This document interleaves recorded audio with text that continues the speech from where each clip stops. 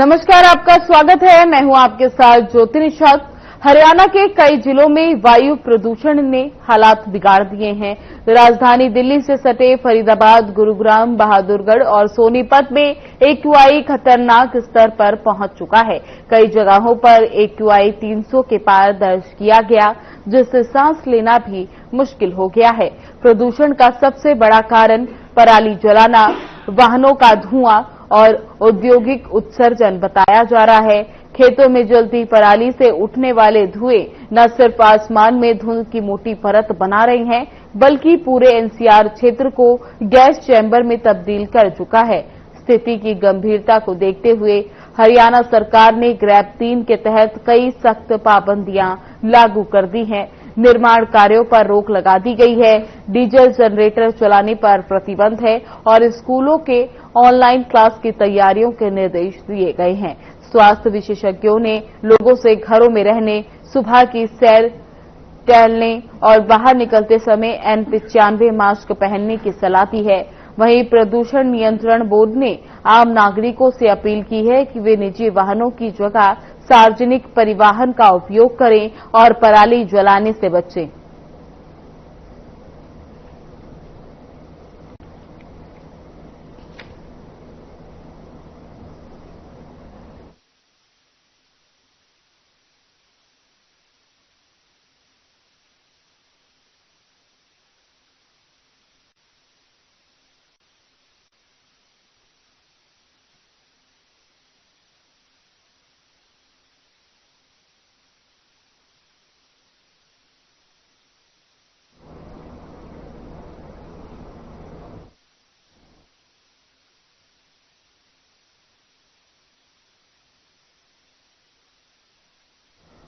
हरियाणा की हवा अब जहर बन चुकी है। प्रदेश के कई जिलों में एयर क्वालिटी इंडेक्स 300 के पार पहुंच गया है, जो खतरनाक श्रेणी में आता है। फरीदाबाद, गुरुग्राम, सोनीपत, रोहतक, करनाल और हिसार जैसे औद्योगिक और घनी आबादी वाले इलाके सबसे ज्यादा प्रभावित है। हालात इतने खराब हो चुके हैं कि सुबह का सूरज भी धुएं की परत में छिप गया है।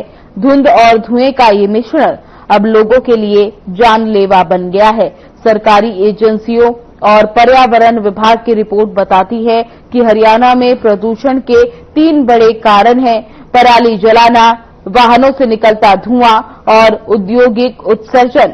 हर साल अक्टूबर-नवंबर के महीने में फसल कटाई के बाद खेतों में पराली जलाने से हवा में पार्टिकुलर मैटर की मात्रा कई गुना बढ़ जाती है। इसी दौरान ठंडी हवाएं न चलने और नमी से ये धुआं जमीन के पास ठहर जाता है, जिससे सांस लेने में दिक्कत और आंखों में जलन जैसी समस्याएं बढ़ जाती है। राजधानी दिल्ली से सटे हरियाणा के जिले फरीदाबाद, गुरुग्राम और झज्जर प्रदूषण की मार सबसे ज्यादा झेल रहे हैं। फरीदाबाद का AQI 300 के पार पहुंच गया है, जो बेहद खतरनाक है। वहीं गुरुग्राम में भी हालत कुछ बेहतर नहीं है। धूल और धुआं और स्मोग ने लोगों के घरों में कैद होने पर लोगों को मजबूर कर दिया है। डॉक्टरों का कहना है कि पिछले 1 सप्ताह में सांस की तकलीफ, खांसी, गले में दर्द और आंखों में जलन जैसे मामले में 40% तक बढ़ोतरी हुई है। बच्चों और बुजुर्गों के लिए ये हालात और भी खतरनाक हैं। अस्पतालों में रेस्पिरेटरी और अस्थमा के मरीजों की भीड़ बढ़ चुकी है। फरीदाबाद सिविल अस्पताल के डॉक्टरों का कहना है कि प्रदूषण का असर सिर्फ फेफड़े तक सीमित नहीं, बल्कि ये दिल, मस्तिष्क और त्वचा पर भी गंभीर असर डाल रहा है। प्रशासन ने हालात को देखते हुए ग्रैब के 3रे चरण तक लागू कर दिया है। इसमें निर्माण कार्यों पर रोक, स्कूलों में छुट्टियां, खुले में जलाने पर पाबंदी और डीजल जनरेटर बंद करने के निर्देश शामिल हैं। नगर निगम की ओर से सड़कों पर पानी का छिड़काव, धूल को नियंत्रण करने के लिए एंटी स्मोक गन चलाने और वाहनों की जांच जैसे कोशिशों को किया जा रहा है, लेकिन धरातल पर इन उपायों का असर बहुत सीमित नजर आ रहा है।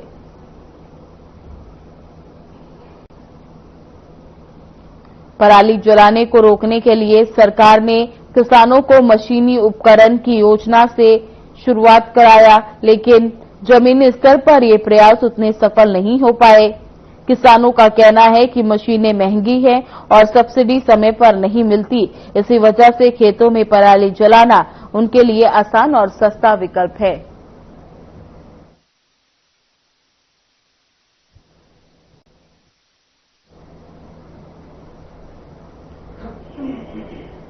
इसी के साथ ही हमारे संवाददाता ग्राउंड जीरो पर जाकर सभी हालातों पर लगातार नजर बनाए हुए हैं। इसी के साथ ही प्रवीण आहूजा पलवल से हमारे संवाददाता हमारे साथ लाइव जुड़ चुके हैं। प्रवीण, बात करें पलवल की तो प्रदूषण में कैसी स्थिति बनी है, AQI कहां तक पहुंच गया है पलवल में?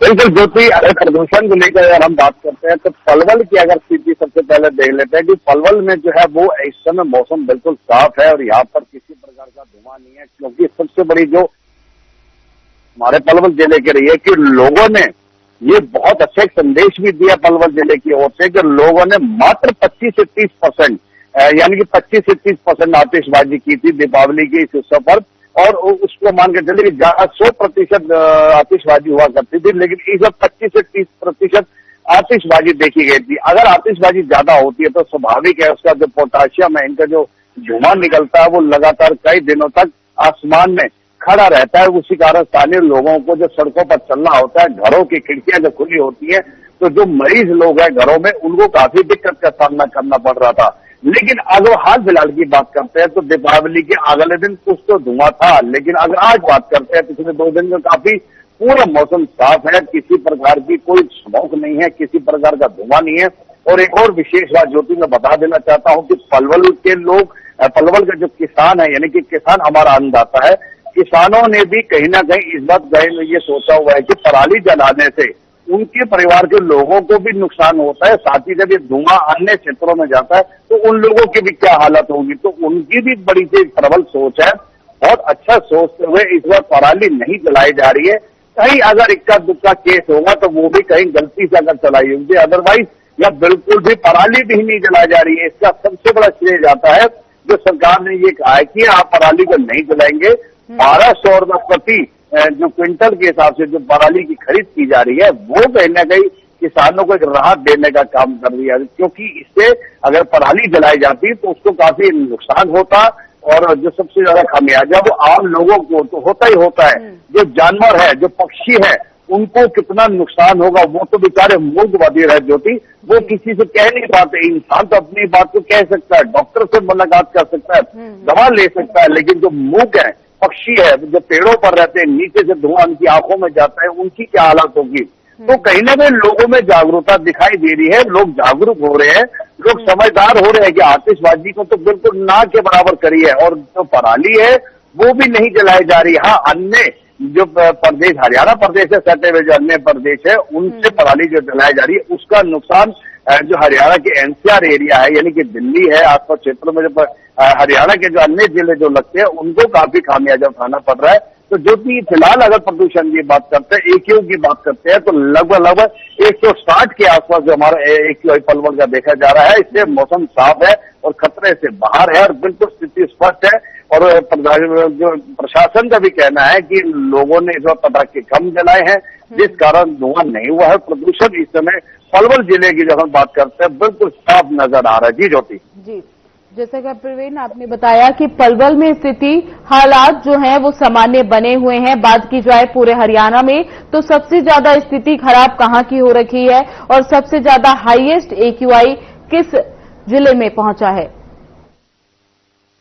तो बिल्कुल NCR क्षेत्र की अगर हम सबसे पहले बात कर लेते हैं, यानी कि दिल्ली के आसपास सटे हुए जो भी हरियाणा प्रदेश के जो क्षेत्र है, इनमें कहीं ना कहीं काफी अच्छी आतिशबाजी हुई है। देर रात तक आतिशबाजी हुई है और काफी इसका स्मोक रहा है, जिसका नतीजा सुबह एक धुंध की रूप में आसमानों में देखा गया है। तमाम जगह इसका काफी असर भी देखा गया, लोगों की सांस लेने में काफी दिक्कत का सामना करना पड़ा है। और सुबह यानी कि अगले दिन से ही जो अस्थमा के मरीज है, जिनको सांस लेने में परेशानी है, खांसी की दिक्कत है, उन लोगों को सुबह सुबह अस्पतालों में भारी भीड़ के साथ देखा गया था, क्योंकि धुएं के कारण लोग परेशान होने लगे थे, लोगों को दिक्कत का सामना करना पड़ रहा था। और ये सबसे बड़ी बात है कि NCR क्षेत्र के आसपास सटे हुए जो क्षेत्र है उनमें ये दिक्कत काफी रही है। क्योंकि इसमें एक चीज और बता देते हैं कि जो प्रदूषण है वो खास करके पटाखों की वजह से तो हुआ था। वो अगर आप स्थिति अगर एक की बात कर लेते हैं, जैसे फरीदाबाद सटा हुआ क्षेत्र है या सोनीपत सटा हुआ क्षेत्र है, ये तमाम जैसे सटे हुए क्षेत्र है, जहाँ उस समय की अगर स्थिति की बात करें तो लगभग 350-400 के आसपास एक पहुंच चुका था। लेकिन अब कहीं न कहीं जब मौसम कहीं हवा जब चलती है तो स्वाभाविक है हवा ऐसे धुएं को रुख बदलती हुई कहीं और दिशा में ले जाती है, तो उससे अब पिछले 1 या 2 दिन से कहीं न कहीं लोगों को एनसीआर क्षेत्र से सटे हुए आसपास शहरों में लोगों को कहीं राहत मिलती नजर आ रही है और लोगों का कहना है कि अब कहीं वो सांस ले पा रहे, अन्यथा लोगों को इस पटाखे के धुएं के कारण काफी दिक्कत का सामना करना पड़ा था। क्योंकि अभी आपको बता देते हैं कि मध्य प्रदेश में जो कार्बाइन गन जो लोगों ने चलाई थी उस कारण लगभग बहुत से बच्चों के लगभग 250 के बच्चों के आसपास लोगों की आंखों की रोशनी पर इफेक्ट पड़ा। लोगों का कहना है कि इस तरह से अगर हम लोग गलत काम करेंगे तो उसका नतीजा भी हमें भुगतना होगा। तो वही जो आतिशबाजी जो ज्यादा हुई थी तो उसका खामियाजा स्वाभाविक है जो लोगों को ही भुगतना होगा। तो उनको सोचना चाहिए था कि जहां इतनी आतिशबाजी होगी तो लोगों के साथ और चीजों को भी काफी इफेक्ट पड़ता है। तो अब जो स्थिति है वो कहीं 1 या 2 दिन से कहीं ना कहीं मौसम साफ नजर आ रहा है, लोगों को कहीं ना कहीं राहत मिलती नजर आ रही है। तो उसमें सबसे बड़ी जो है हवा का बदलना, यानी कि हवा का रुख का बदलना।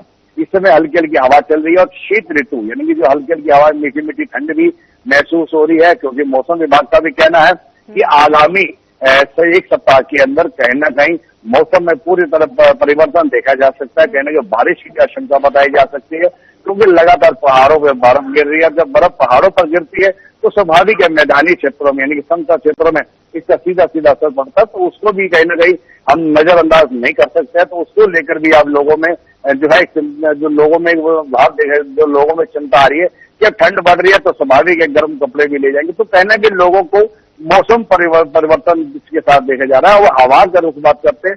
तो हवा के कारण जो पोल्यूशन है वो अब कहीं ना कहीं इस एरिया को साफ करता हुआ नजर आ रहा है। जी ज्योति जी, जैसे कि परवीन हर साल प्रशासन की ओर से और सुप्रीम कोर्ट से ये आदेश जारी किए जाते हैं कि पटाखों पर बैन लगाया गया है, ग्रीन पटाखे जलाए, लेकिन उसके बावजूद भी जनता इनके धज्जियां उड़ाते हुए बारूदी पटाखे जलाती है। और अब की बार भी ऐसा ही हुआ, सख्त निर्देश के बाद भी जनता ने लगातार पटाखे जलाए। सिर्फ 2 घंटे की मोहलत पटाखे जलाने के लिए दी गई थी, लेकिन रात 2 से 4 बजे तक पटाखे जलाए गए। तो इसमें हम प्रशासन की नाकामी देख सकते हैं या जनता में जागरूकता नहीं है, ऐसा भी कह सकते हैं।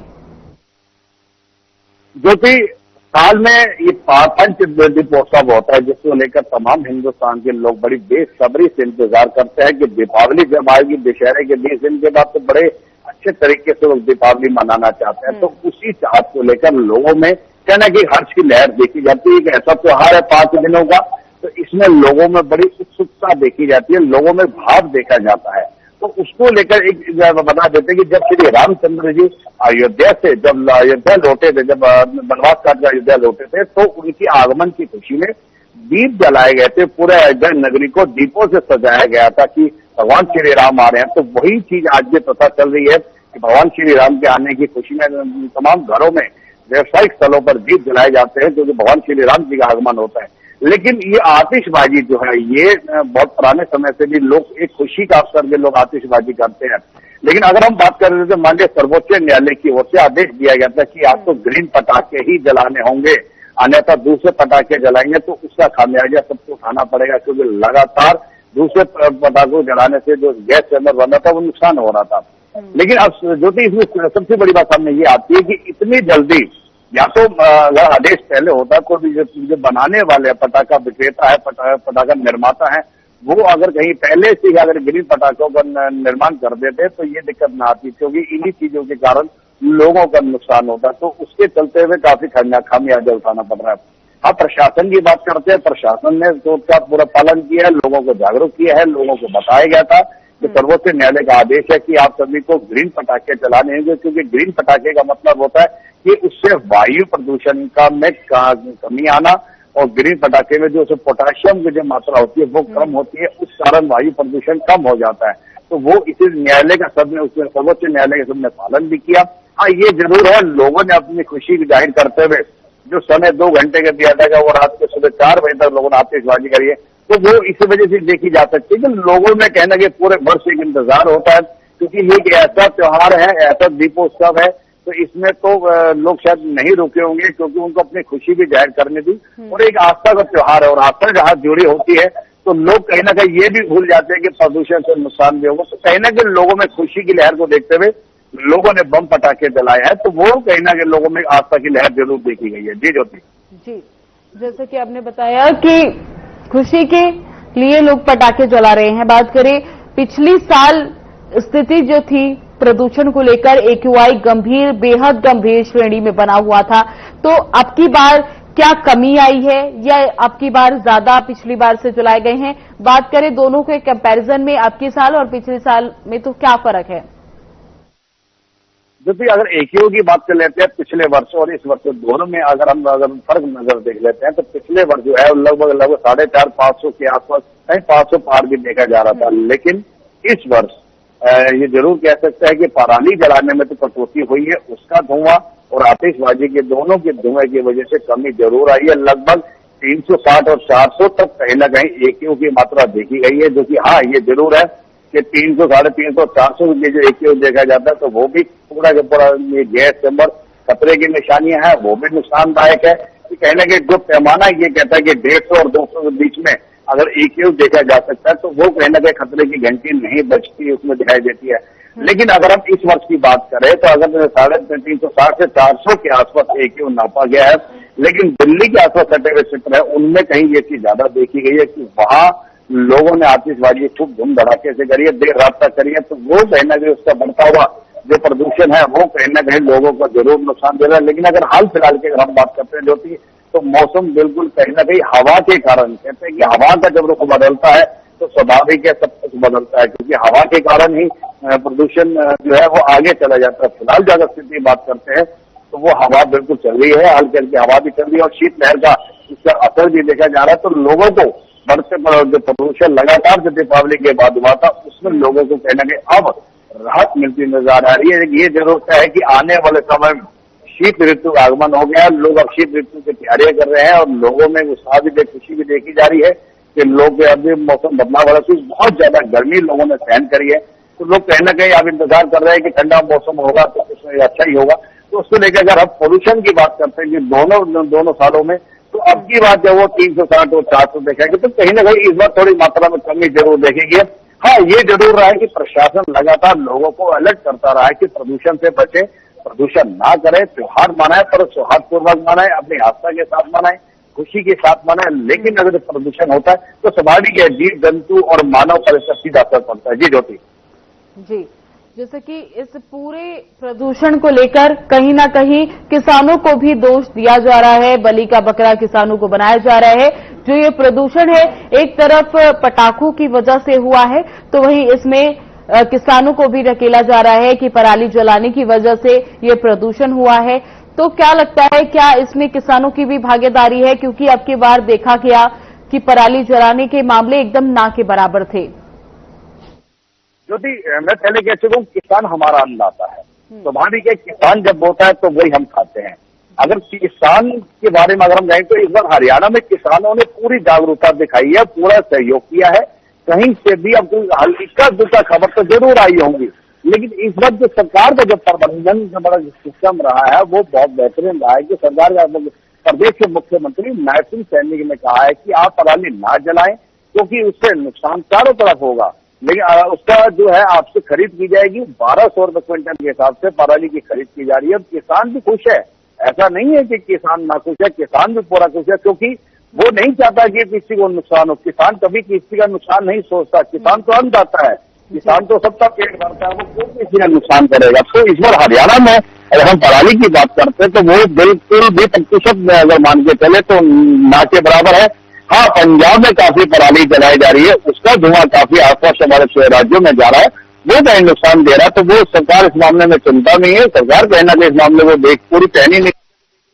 हालांकि अगर हरियाणा के किसानों की बात करें, क्योंकि हरियाणा जो एक संपन्न प्रदेश है, हरियाणा एक ऐसा किसानों का प्रदेश है जहाँ किसान बहुत जागरूक है, पढ़ा लिखा किसान है, वो खेतों से लेकर समाज तक की पूरी जानकारी रखता है। तो किसान की अगर हम जाएंगे इस बात तो बिल्कुल भी उन्होंने पराली नहीं जलाई और पूरा सहयोग किया उन्होंने प्रशासन का भी, आम लोगों का भी, क्योंकि वो उनको खुशी है, क्योंकि सरकार ने उनकी मदद करी है। तो स्वाभाविक है, किसान तो है पूरी मदद नहीं करता, तो उसको हम कह सकते हैं।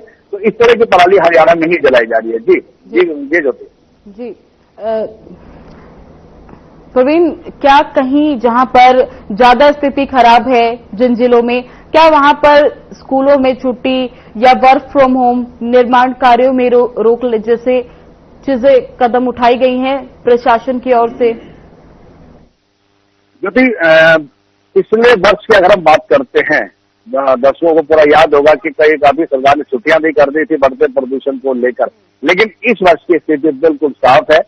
अगर हम एजुकेशन विभाग की बात करते हैं तो कोई छुट्टी नहीं है, क्योंकि लगातार इस महीने में काफी छुट्टियां रही हैं। अक्टूबर के महीने में, क्योंकि त्योहारी सीजन रहा है, पूरा अक्टूबर का महीना त्योहारी सीजन रहा है, काफी छुट्टियां रही हैं और स्कूल रोजाना की तरह स्कूल अपने समय पर खुल चुके हैं। तमाम जो बच्चे हैं अपने जो उनके अभिभावक उनको या तो छोड़ के आ रहे हैं, या बच्चे अपनी कैब से जा रहे हैं, या अपने साधन संसाधन से जा रहे हैं।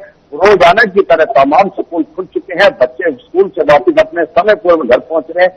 कोई भी सरकार की ऐसी कोई घोषणा नहीं है कि छुट्टी होगी या प्रदूषण हो रहा है, ऐसा कुछ नहीं है, क्योंकि हरियाणा प्रदेश में पराली बिल्कुल नहीं जलाई जा रही है। तो उसको लेकर सरकार, अगर प्रदूषण होता तो कहीं ना कहीं सरकार छुट्टियां जरूर करती, क्योंकि अभी ठंड भी अभी नहीं इतनी पड़ी है। हालांकि ठंड में भी काफी दिन देखे जा रहे हैं, तो ऐसा नहीं है कि सरकार को छुट्टियां कर दे या पॉल्यूशन को लेकर कुछ किया जा रहा। हाँ, ये जरूर है कि कृत्रिम बारिश की संभावना हरियाणा प्रदेश से सटे दिल्ली में कहीं इसकी संभावना पूरी जताई जा रही है कि 29 तारीख तक कृत्रिम बारिश की संभावना जताई जा रही है। कहीं ना कहीं 29 तारीख को कृत्रिम बारिश होने की पूरी संभावना जताई जा रही है, जिसको लेकर दिल्ली सरकार पूरी तैयारी कर चुकी है। तो उसका असर जो बताया जा रहा है मौसम विभाग का कि वो आसपास के 100 से 150 किलोमीटर तक बिल्कुल देखा जा सकता है। तो वो कहीं लोग पहली बार एक इतिहास रचने जा रहे हैं जो सरकार, वो देखा जाएगा कि किस तरह से कृत्रिम बारिश होती है, क्योंकि वो प्रदूषण को घटाने के लिए की जा रही है। तो वो तैयारियां जरूर चल रही है, तो उसके तो ये इंतजार है। हालांकि इस समय बुआई का समय चल रहा है प्रदेश में, जो तमाम किसान अपने खेतों में है बुआई का काम कर रहे हैं, क्योंकि बुआई का समय है, गेहूं की बुआई चलनी है और उसकी तैयारियां चल रही है। किसान पूरा का सभी किसान अपने खेतों में लगे हुए हैं, किसान मेहनत का शहर, किसान अपनी पूरी अपने खेतों में इसमें तैयारी में कर रहा है। तो अब भी जो कहीं ना कहीं अगर इस कृत्रिम बारिश होती हो सकता है उससे जरूर नुकसान होगा, क्योंकि ये बुआई का समय है। तो अभी देखना ये कि किस तरह से बारिश कराई जाएगी, तो ये आने वाले समय बताएगा। जी ज्योति जी। प्रवीण, बहुत बहुत धन्यवाद तमाम जानकारी के लिए। जैसा कि दिवाली के बाद से ही लगातार प्रदूषण का स्तर है वो खराब होता जा रहा है, लोगों में अलग अलग तरह की परेशानी देखी जा रही है। कई जिलों में 300 के पार AQI पहुंच गया है। कहीं कहीं पर जो प्रदूषण से लोगों को काफी परेशानी हो रही है, लोगों ने मास्क लगाना शुरू कर दिया है और अभी कई जगहों पर स्थिति नियंत्रण में है। फिलहाल आज के इस चर्चा में बस इतना ही। बने रहे हमारे साथ। नमस्कार।